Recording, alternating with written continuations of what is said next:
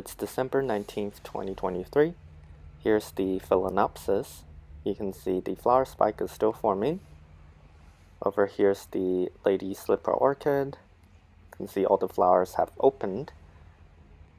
Here's one of the flower from the bigger plant, and then 3 flowers from this smaller pot. Looking quite good. They're all facing in different directions.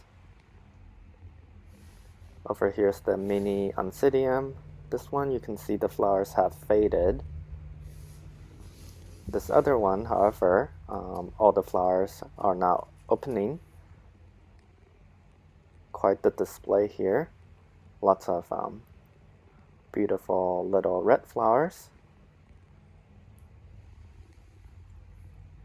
Give you a closer look.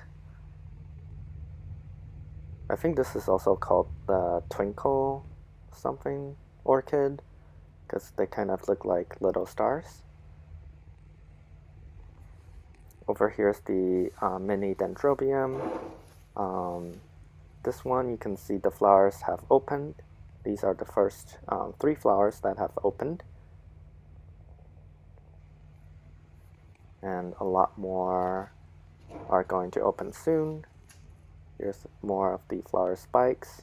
They're still forming. This other plant is also sending out some flowers. And here's the odontocidium. As you can see, the flowers have faded from this flower spike. But it's also sending out a new flower spike over here. You can see this one, it's kind of branching out. Gonna have more flowers from odontocidium. And you can see flower buds forming on this plant. And since it's around Christmas time, I think this plant is the Christmas cactus. It also flowered last year, and the flowers were pink, even though it kind of looks like white flowers just from the buds, but they're actually pink.